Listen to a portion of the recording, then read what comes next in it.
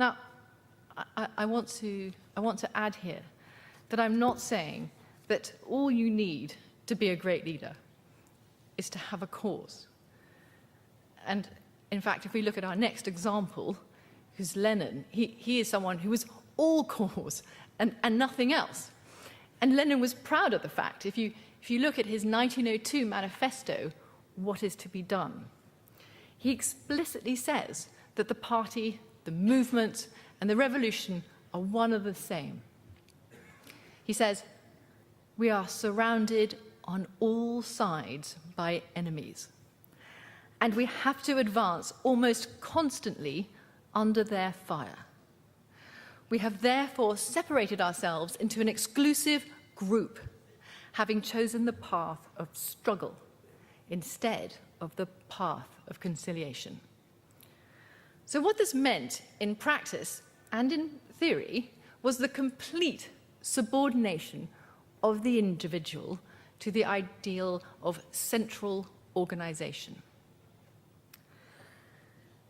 Now, I personally believe that the entire history of the Soviet Union would have been quite different if the fellow exiles who traveled on that sealed train with Lenin from Switzerland to Russia in 1917, if they had spent 5 minutes considering the implication of this. Because the warning signs were all there on the train. They only just had to think of that famous incident, which is now known in the history books as the toilet crisis. Because that crisis began as soon as the train left the station.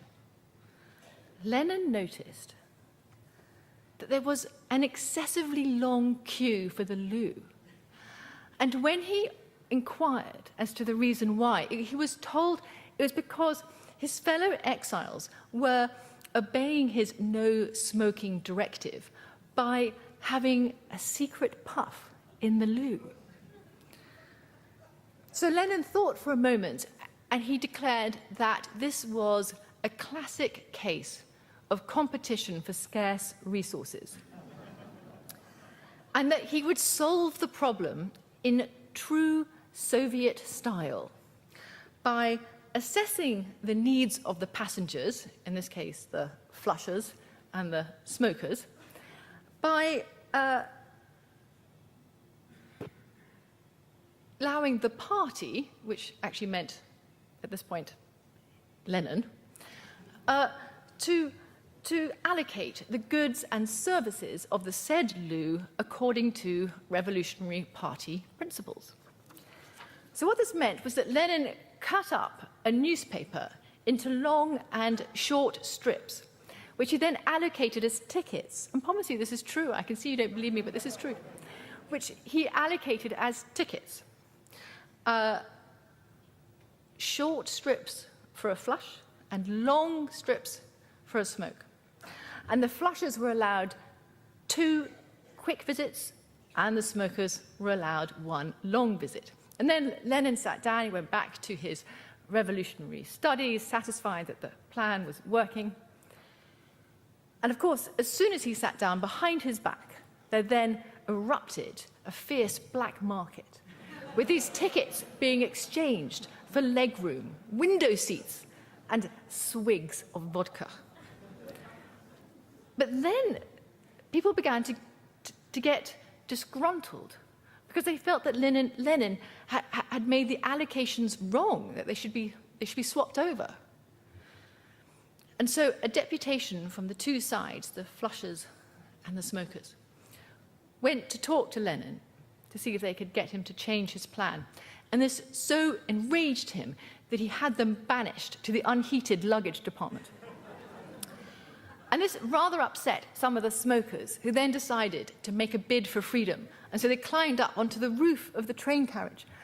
And unfortunately, they were never seen again.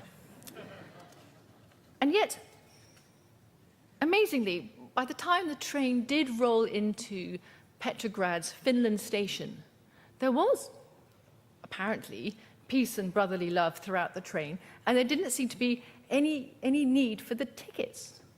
And so Lenin was pleased. But it was only because no one dared to tell him the truth, which was that the need for the tickets had become redundant because there was a tobacco famine among the smokers, and the toilet had broken through overuse. But Lenin then proceeded to run all of Russia along the same lines as the toilet crisis. Thank you.